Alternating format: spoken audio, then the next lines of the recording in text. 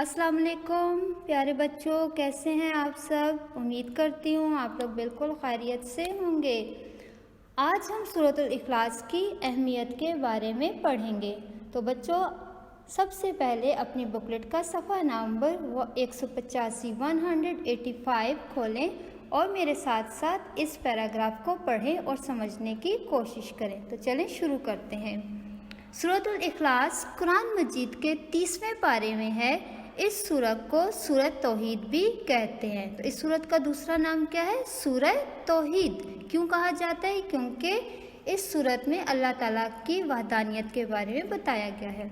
ये सूरत अल्लाह ताला की वहदानियत के बारे में। वहदानियत का मतलब है कि अल्लाह ताला की ज़ात एक है, वाहिद है। तो इसमें सारी सूरत में अल्लाह ताला के वाहिद होने के बारे में बताया गया है। इसकी 4 आयात हैं। एक शख्स ने नबी करीम सल्लल्लाहु अलैहि वसल्लम से अर्ज़ किया कि मुझे सूरत इखलास के से बड़ी मोहब्बत है। नबी करीम सल्लल्लाहु अलैहि वसल्लम ने फरमाया कि इसकी मोहब्बत ने तुम्हें जन्नत में दाखिल कर दिया। यानी कि इस सूरत की इतनी ज़्यादा अहमियत है कि उस शख्स ने जब सिर्फ अपनी पसंद का इजहार किया कि मुझे ये सूरत बहुत पसंद है, मुझे इससे बहुत मोहब्बत है, तो उसको इतना उसका अजर मिला कि आप सल्लल्लाहु अलैहि वसल्लम ने फरमाया कि इसकी मोहब्बत ने तुम्हें जन्नत में दाखिल कर दिया। नबी करीम सल्लल्लाहु अलैहि वसल्लम ने इस सूरत की फजीलत के बारे में फरमाया कि इस सूरत का सवाब 1/3 कुरान पढ़ने के बराबर है। तो प्यारे बच्चों, अगर आप कुरान मजीद के 30 पारों को 4 हिस्सों में तकसीम करके पढ़ें तो उस तिहाई का मतलब है 3 हिस्से। तो अगर उसके 3 हिस्सों को आप पढ़ लेते हैं और एक हिस्सा आप छोड़ देते हैं तो 3 हिस्से ज़्यादा हैं। तो अगर उसका जितना सवाब आपको मिलेगा, कितना ज़्यादा सवाब मिलेगा, तो इस सूरत को उसके मुकाबले में अगर आप एक दफ़ा भी पढ़ेंगे तो उसके बराबर का सवाब मिलेगा। तो इसलिए इसकी बहुत ज़्यादा अहमियत है।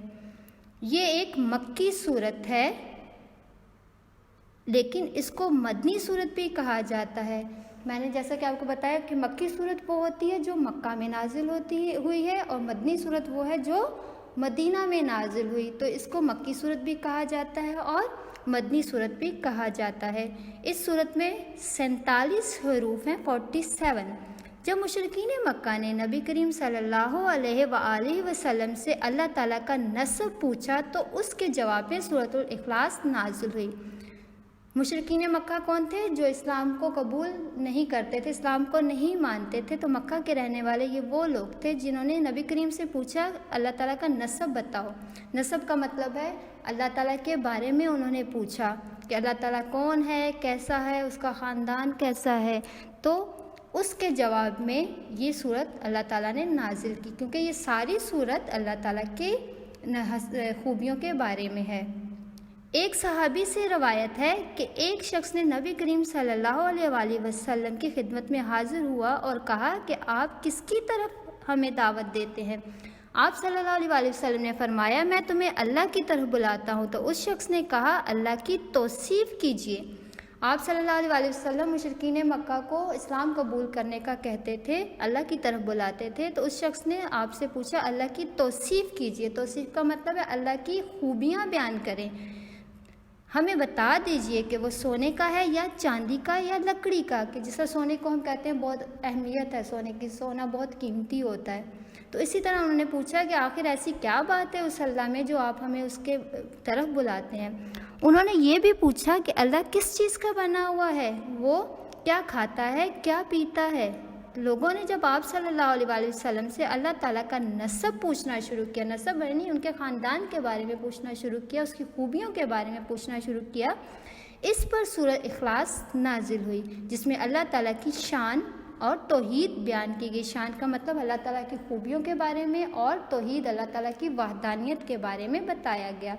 तो उम्मीद करती हूँ बच्चों कि आपको सूरत इखलास की अहमियत के बारे में समझ आ गई होगी। आपने अब इस पैराग्राफ को बार बार पढ़ना है और अपनी बुकलेट के सफ़ा नंबर 185 और 186 पर दिए गए सवालात के जवाबात लिखने हैं।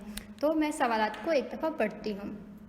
सवाल नंबर 1, सूरत इखलास में कितनी आयात हैं?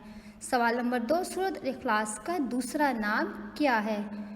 सवाल नंबर 3, सूरतुल इखलास किसके बारे में, मतलब इसमें किस शख्सियत के बारे में, किस हस्ती के बारे में पूछा गया है। सवाल नंबर 4, नबी करीम सल्लल्लाहु अलैहि वसल्लम ने सूरतुल इखलास की क्या फजीलत बयान की है। सवाल नंबर 5, सूरतुल इखलास कौन सी सूरत है और इसमें कितने हरूफ है, मतलब मक्की सूरत है या मदनी सूरत है। सवाल नंबर 6, जब एक शख्स ने नबी करीम सल्लल्लाहु अलैहि वसल्लम से अर्ज़ किया कि मुझे सूरतुल इखलास से बड़ी मोहब्बत है, तो आपने उसके जवाब में क्या कहा।